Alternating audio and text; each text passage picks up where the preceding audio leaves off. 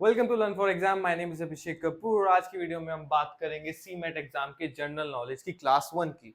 इस वीडियो में सिर्फ हम प्रैक्टिस क्वेश्चन ही नहीं करेंगे, हम उन मेन टॉपिक्स और इंपॉर्टेंट टॉपिक्स के बारे में बात करेंगे जिसमें से क्वेश्चन आना तय है और आपके लिए जानना बहुत इंपॉर्टेंट है। आइए स्टार्ट करते हैं आज की क्लास। आज की क्लास को स्किप मत करिएगा बिकॉज क्वेश्चन बहुत इंपॉर्टेंट होने वाले हैं और ऐसे क्वेश्चन होने वाले हैं जिसमें से पेपर आता ही आता है।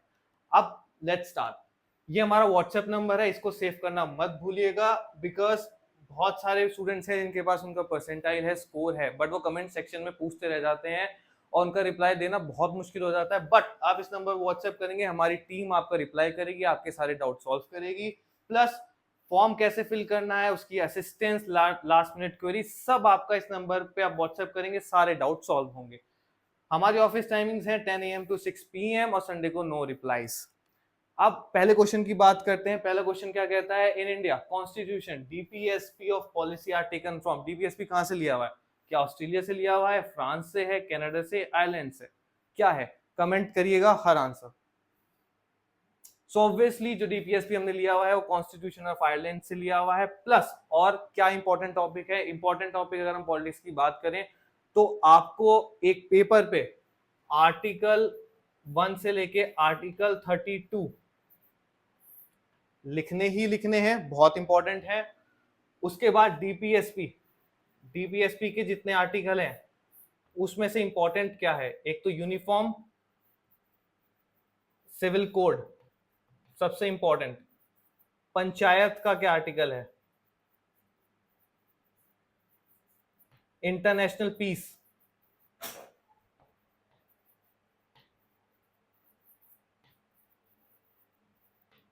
ये 3 आर्टिकल इंपॉर्टेंट है डीपीएसपी में। डीपीएसपी के आर्टिकल कहां से स्टार्ट होते हैं, कहां एंड होते हैं? 51, ये याद होना बहुत इंपॉर्टेंट है पॉलिटी में। नेक्स्ट क्वेश्चन की बात करें तो ब्लू रिवॉल्यूशन किससे एसोसिएटेड है? क्या वो हनी प्रोडक्शन से एसोसिएटेड है, क्या फिश से, मिल्क से, ग्रेन से? आंसर दीजिएगा कमेंट बॉक्स में।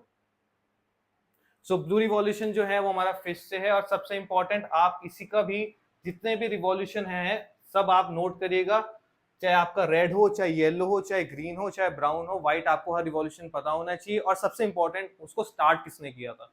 थर्ड क्वेश्चन की अगर बात करते हैं तो थर्ड क्वेश्चन कहता है which of the following statement are correct. कौन सा इसमें स्टेटमेंट करेक्ट है? सारे स्टेटमेंट पढ़िए। क्या जलियांवाला बाग 1919 में हुआ था? People were agitated over the arrest of Dr. Kichlu or Dr. Satyapal and assembled there. Okay. General Dyer ordered to kill people who assembled in Jallianwala Bagh. Okay. Gandhi ji returned his knighthood in the protest. Sardar Hardyal killed General Dyer in London. अब इसमें से answer क्या है? क्या ABC ही है, BCD है, CD है, DE है? आंसर कमेंट बॉक्स में करिए। सो ऑब्वियसली बात करें तो जलियांवाला बाग ऑब्वियसली 1919 में हुआ था। डॉक्टर किचलू और डॉक्टर सत्यपाल की वजह से असेंबल हुए थे लोग। जनरल डायर ने ऑर्डर दिया था कि पीपल जितने भी जलियांवाला बाग में सबको मार दिया जाए। Gandhi return is knighthood in the power, नहीं।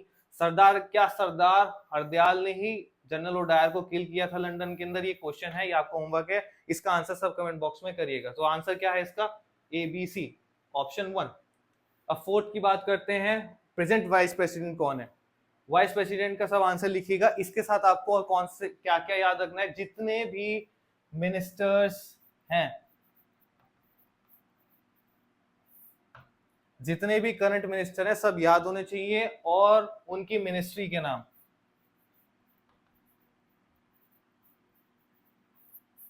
जैसे फाइनेंस मिनिस्टर कौन है?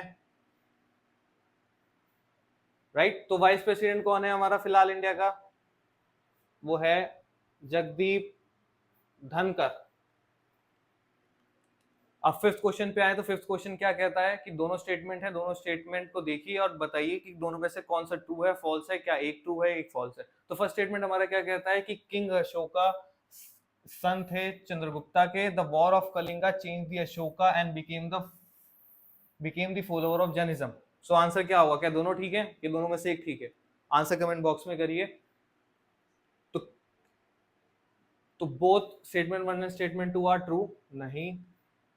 दोनों में से स्टेटमेंट 1 इज ट्रू बिल्कुल नहीं है, क्योंकि अशोका किसके सन थे? किंग अशोका किसके सन थे? किंग अशोका जो थे वो बिंदुसार, चंद्रगुप्त उनके क्या लगते थे? ये उनके थे दादाजी। ठीक है, तो स्टेटमेंट 1 तो करेक्ट हो गया। The war of Kalinga change the Ashoka and he became the, क्या कलिंगा ही वो मेन रीजन था जिसके बाद वो फॉलोअर बने जैनिज्म के? नहीं, that is false. So answer क्या रहेगा? बोथ स्टेटमेंट 1 और सेकंड ऑफ फॉल्स है। नेक्स्ट क्वेश्चन पे आते हैं। तो फर्स्ट भारत रत्न अवार्ड, सबसे इंपॉर्टेंट बात, आज जो स्टूडेंट्स होते हैं फ्लो में क्या पढ़ते हैं कि फर्स्ट भारत रत्न अवार्ड किसको मिला था, बट सबसे यहाँ ट्रिकी सवाल क्या कर लेते हैं सीमेट वाले, वो यहाँ लगाते हैं वर्ड नॉट गिवन। ये नॉट वर्ड तो स्टूडेंट्स नर्वसनेस की वजह से पढ़ते नहीं और आंसर गलत लगा देते हैं और इतना आसान क्वेश्चन उनका गलत हो जाता है। तो वर्ड नॉट गिवन किसको इसमें से नहीं मिला था? क्या वो पंडित गोविंद या श्री राजगोपालचारी या श्री चंद्रशेखर या श्री सर्वपल्ली? कौन थे जिनको फर्स्ट भारत रत्न अवार्ड नहीं मिला था? मिले चारों को हैं, बट फर्स्ट कौन था? कमेंट बॉक्स पे करिएगा आंसर। सो फर्स्ट जो भारत रत्न अवार्ड नहीं मिला था उनका नाम था पंडित गोविंद वल्लभ पंत। अब ये तो हो गया, अब इन्हें कब मिला था और फर्स्ट भारत रत्न अवार्ड कौन से ईयर में दिया गया था? फर्स्ट भारत रत्न अवार्ड दिया गया था 1954 में और जब इनको मिला था 1957। अब ऐसे जो फेमस पर्सन है उनके आपको भारत रत्न अवार्ड याद करने ही करने हैं, बिकॉज सीमैट के अंदर आप अगर देखें प्रीवियस ईयर भी तो भारत रत्न अवार्ड से क्वेश्चन आया ही आया है और बहुत जो फेमस पर्सन है उनका आया। तो आपको एक लिस्ट बनानी है जिसके अंदर ऐसे इंपॉर्टेंट पर्सन की फर्स्ट कब हुआ था और जो ऐसे इंपॉर्टेंट पर्सन है इनकी लिस्ट होनी चाहिए कि इन्हें कब भारत रत्न अवार्ड मिला था। 7 क्वेश्चन पे आते हैं। फेमस इंस्ट्रूमेंटलिस्ट बिस्मिल्लाह खान किससे एसोसिएटेड है? कौन सा इंस्ट्रूमेंट बजाते थे? क्या वो फ्लूट बजाते थे, क्या तबला बजाते थे, क्या ढोलक बजाते थे, क्या शहनाई बजाते थे? इन चारों में से कौन सा है? कमेंट पे आप आंसर नोट करिए। वैसे बहुत कॉमन है, सबको पता ही है, जिन्होंने ये टॉपिक पढ़ा होगा, इंस्ट्रूमेंट बनाया, इंस्ट्रूमेंट के बारे में पढ़ा होगा तो उन्हें पता होगा बिस्मिल्लाह खान क्या बजाते थे? शहनाई। नेक्स्ट क्वेश्चन की अगर बात करते हैं तो 22nd कॉमनवेल्थ गेम्स 2022 में जो हुए हैं वो कौन सी सिटी में हेल्ड हुए हैं? अब इसमें क्या करता है सीमेट क्या करता है 2022 तो बच्चों को पता होता है, उन्होंने याद कर रखा होता है, इसलिए वो सीधा लगाएंगे बर्मिंघम। बट सीमेट में हो सकता है आपको ये दिया ही ना जाए और सीधा वो बात करे 22nd कब हुआ था, सिटी कौन सी थी, या 21st कब हुआ था, और बच्चे कंफ्यूज हो जाएंगे, फिर वो बर्मिंघम की तरफ नहीं देखेंगे ना, उन्हें पता होगा बिकॉज उन्होंने याद किया है 2022 से। तो 2022 तो आपको पता ही होना चाहिए, बट 22nd भी पता होना चाहिए, राइट? तो इसका आंसर है बर्मिंघम। अब नेक्स्ट बात करें तो फर्स्ट नेशनल एजुकेशन पॉलिसी जो इंडिपेंडेंट इंडिया की थी वो कब कमेंस हुई थी? इंडिपेंडेंट इंडिया की बात हो रही है, so that is 1968। Next question की बात करें तो first country of the world who legalize euthanasia was, कौन सी पहली कंट्री है जिसने लीगलाइज किया था? क्या वो स्विट्जरलैंड है, क्या वो नीदरलैंड है, क्या पोलैंड है, क्या हॉलैंड है? आंसर कमेंट बॉक्स पे करिए।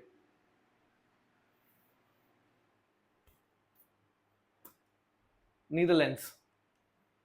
अब बात करते हैं क्रॉस द मैच। अब हमें देखना है कि कौन से लॉर्ड्स कौन से वाइसरॉय हैं जिन्होंने कुछ ना कुछ अचीव किया था अपने पीरियड में। ये तो होता रहेगा, बट सबसे इंपॉर्टेंट चीज है मॉडर्न हिस्ट्री की, आपको सारे लॉर्ड्स एक तो लिस्ट बनाओ लॉर्ड्स और वाइसरॉयज की, प्लस क्या ग्रेट अचीवमेंट थे। फॉर एग्जांपल लॉर्ड डलहौसी जो बहुत फेमस है, उन्होंने क्या क्या अचीव करा, लॉर्ड कॉर्नवालिस, लॉर्ड वेस्ली, इन सब की आपको लिस्ट पता होनी चाहिए, बिकॉज ये लॉर्ड्स आने ही आने हैं, पक्का आने हैं, ये हर साल आए हैं और अगले साल भी आने के चांसेस 99% है।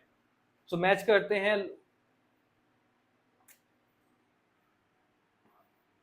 Father of the civil service किसे कहा जाता है? अगर बात करें तो father of the civil service अगर आपको पता होगा तो बहुत आसानी से आप ये कर लेंगे, आप बहुत आसानी से सही आंसर मार्क कर लेंगे। क्या होगा इसका आंसर?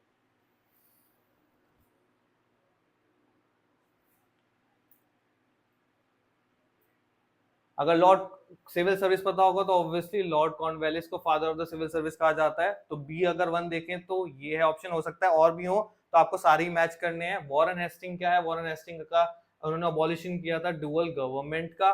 उसके बाद बात करें लॉर्ड वेस्ली की, लॉर्ड वेस्ली आपकी जाती है इंट्रोडक्शन ऑफ सब्सिडायरी अलायंस, इन्होंने अलायंस बनाया था। फिर लास्ट आता है आपका अपना लॉर्ड हेस्टिंग। लॉर्ड हेस्टिंग ने क्या किया था? एस्टेब्लिशमेंट की थी रौतवाड़ी सिस्टम की?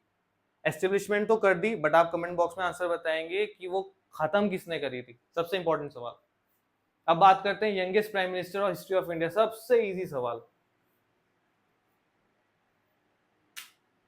सबसे यंगेस्ट प्राइम मिनिस्टर कौन है इंडिया के? क्या वो इंदिरा गांधी है, क्या वो जवाहरलाल नेहरू है, क्या राजीव गांधी है, क्या चौधरी चरण सिंह है? जवाहरलाल नेहरू।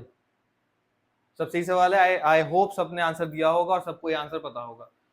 अब नेक्स्ट बात करते हैं, ये भी मैचिंग है। देखिए दोबारा लॉर्ड का क्वेश्चन है, एक पेपर में दो दो तीन तीन सवाल आते रहते हैं लॉर्ड्स के, वाइसरॉय के, बिकॉज होते बहुत इजी हैं बट बच्चे उनको पढ़ते नहीं, क्योंकि वो एक लिस्ट ही नहीं बनाते टोटल वाइसरॉय कितने थे, कब वाइसरॉय आया है, बाकी पहले लॉर्ड्स कितने थे। इनकी लिस्ट आपकी प्रिपेयर होनी चाहिए और आपको याद होने चाहिए।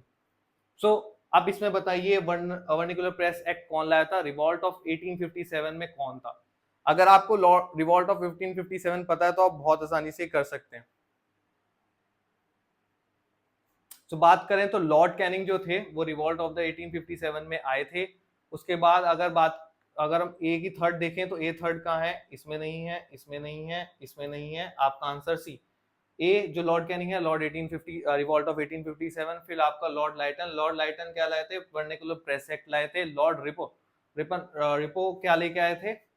रिपो लाए थे आपके फाउंडिंग फादर हैं local self government of India के। अब लास्ट लॉ क्वेश्चन बचता है, वो आपका जाता है इंडियन यूनिवर्सिटीज एक्ट। अब ये सिर्फ इंडियन यूनिवर्सिटीज एक्ट नहीं लाए थे, इनके 3 और एक्ट हैं जो मेन है, जिनकी वजह से लॉर्ड ये जाने जाते हैं। वो आपको प्रिपेयर करना है और आप वो कमेंट सेक्शन में बताएंगे ऐसे कौन और क्या 3 मेन थे।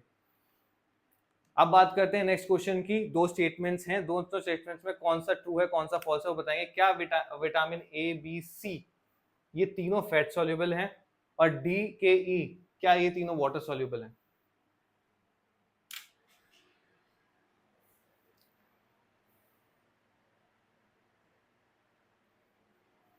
तो आंसर इनका आप कमेंट सेक्शन में करिए, बताइए क्या आंसर होगा इसका।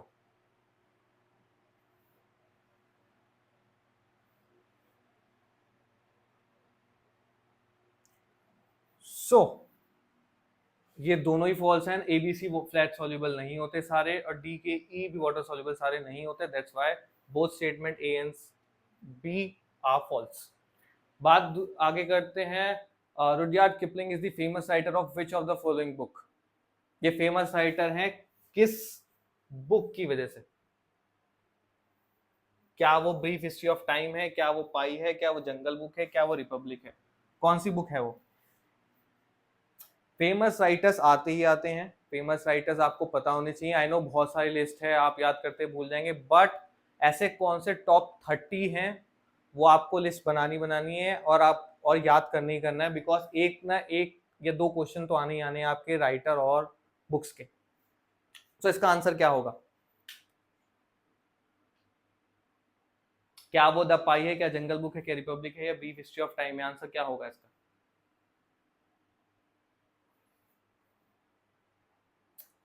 आंसर है जंगल बुक। अगर आंसर ठीक गया हो तो वेरी गुड। अब आगे बात करते हैं, इनमें से स्केलर क्वांटिटी कौन सी नहीं होती? दैट इज नॉट, ये वर्ड आप बिल्कुल पढ़िएगा, पहले क्वेश्चन पढ़ना इंपॉर्टेंट है। सीधा आप स्केलर क्वांटिटी देख के ये नहीं कर सकते इसमें कौन सी है, बट वो पूछ रहा है नहीं है, सबसे important.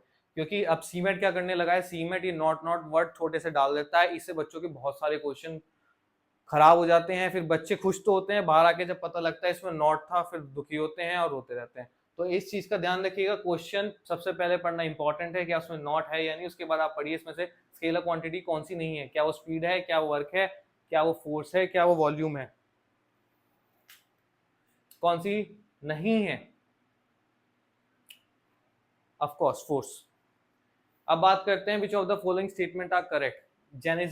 Jainism came into existence around 600 BC in India. Second, there were 24 Tirthankars in Jainism. First Tirthankar was Swami Mahavira. Last Tirthankar was Rishabdev. Jainism accept the idea of existence of God and believe in the caste system. इनमें से कौन से statement correct हैं? इसका answer बताइए।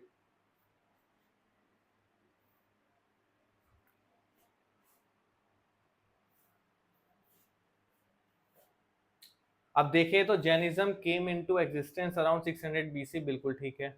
Okay, there were 24 tirthankaras, क्या 24 तीर्थंकर थे या नहीं, बताइए। बिल्कुल थे, देयर वर 24 तीर्थंकर्स, याद रखना। और द फर्स्ट तीर्थंकर स्वामी महावीरा थे, नहीं। लास्ट तीर्थंकर ऋषभ देव थे, नहीं। उल्टा उल्टा लिख देते हैं। Jainism accept the idea of existence of God and believe in caste system, नहीं। जैनिज्म ने वो एक्सेप्ट किया ही नहीं था, तो इसका आंसर क्या होगा, ए और बी, ऑप्शन सी। अब बात करते हैं 18 क्वेश्चन की, सबसे इंपॉर्टेंट क्वेश्चन, ये नोट करना, हो सकता है बहुत बच्चों को पता ही ना हो, इनको आपके ईयर्स के साथ आपको ये याद होना चाहिए। इनको अरेंज करना है इंडियन डिफेंस ऑर्गेनाइजेशन को in the terms of their foundation year, BSF, IAF, NCC, NSG, CISF, ये आपको याद होने चाहिए। असेंडिंग भी डिसेंडिंग भी, अभी तो उन्होंने लिखा है फाउंडेशन ईयर, ये हो सकता है डिसेंडिंग लिख दें और बच्चों को ऐसे ही याद कर लें और फिर वो गलत हो जाए, ध्यान रखना बात। तो इसका आंसर बताइए।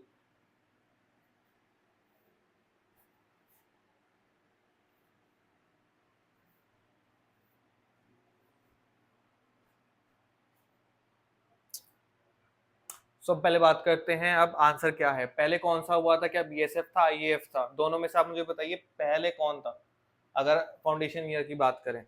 ऑब्वियसली पहले आईएएफ, ठीक है। उसके बाद बात करते हैं, उसके बाद एनसीसी था, एनएसजी था, सीआईएसएफ था। अब इन दोनों में बताइए, इन दोनों में से पहला कौन था? Of course NCC. उसके बाद बात करते हैं फिर अब कौन सा आएगा आपका, या बीएसएफ आएगा या सीआईएसएफ आएगा? बी, ऑफ कोर्स बीएसएफ आएगा। उसके बाद अगर बात करें अब कौन सा option, B A B C A, हमने 3 देख लिया। इसमें अब इसमें सिर्फ आपको क्वेश्चन में नहीं घुस जाना, आपको टाइम भी सेव करना है क्योंकि आपको पेपर भी पूरा करना है। आपने बी सी ए देखा, बी सी ए किसी के अंदर आ रहा है, बी हमने पहला ऑप्शन किया था 3 में था। उसके बाद आपका आ गया सी, सी ऑफ कोर्स इसके साथ आ रहा है इसलिए हम पहले ही मार्क कर देंगे, अगर सी नहीं होता फिर हम ए की तरफ जाते। इसमें आपको आंसर्स भी देने प्लस टाइम भी सेव करना है। नेक्स्ट क्वेश्चन है आपका, 2 स्टेटमेंट दिए गए हैं, दोनों में से बताइए दोनों करेक्ट हैं या दोनों फॉल्स हैं, दोनों में से एक करेक्ट है। In Indus Valley civilization house were made of bricks, क्या सिविलाइजेशन में ब्रिक्स से घर बनते थे? या इंडस सिविलाइजेशन को पता ही नहीं था कि कॉटन क्या होता है? कैसा आसान सा क्वेश्चन है कि इंडियन वैली सिविलाइजेशन को कॉटन के बारे में पता ही नहीं था या उनके घर ब्रिक्स से बने थे। दोनों करेक्ट हैं, ये दोनों फॉल्स हैं, दोनों में से एक करेक्ट है। आंसर आप कमेंट बॉक्स में बताइए।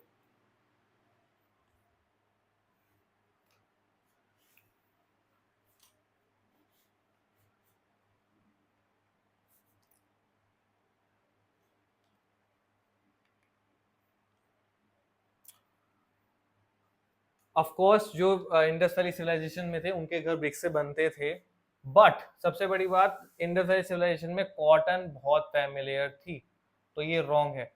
स्टेटमेंट 1 राइट है, स्टेटमेंट 2 आपका रॉन्ग है, तो स्टेटमेंट 1 आपका ट्रू और स्टेटमेंट 2 आपका फॉल्स, ऑप्शन नंबर सी। अब बात करते हैं हमारे लास्ट क्वेश्चन की। The abbreviation of ASC is the army standard code for information interchange, इसका एब्रिविएशन ये है। और कंप्यूटर बिजनेस ओरिएंटेड लैंग्वेज, इन दोनों का एब्रिविएशन आप मुझे कमेंट बॉक्स में बताएंगे और आप बताएंगे कि ये इसी का एब्रिविएशन है या नहीं। मैच करिए, कमेंट बॉक्स में टाइप करिए, हर स्टूडेंट आंसर देगा।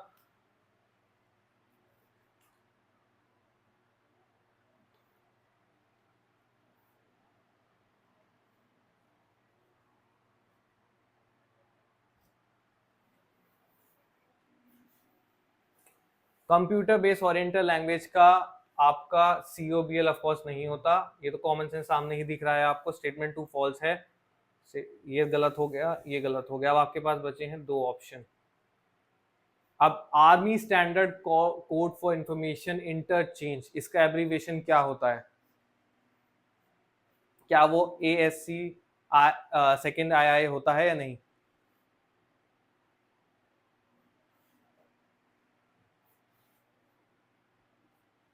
ऑफ कोर्स नहीं होता, ये भी इसका एब्रीविएशन नहीं है, दोनों रॉन्ग है। अब ऐसे एब्रीविएशन हमारे पास लिस्ट अवेलेबल भी है, ये एब्रीविएशन अगर आप सर्च भी करेंगे तो आपको ऐसे एब्रीविएशन मिल जाएंगे। ये बहुत कॉमन एब्रीविएशन है जो बहुत पास्ट ईयर्स में आ रही हैं, आते ही हैं, और ऐसे एब्रीविएशन आपको याद होने चाहिए।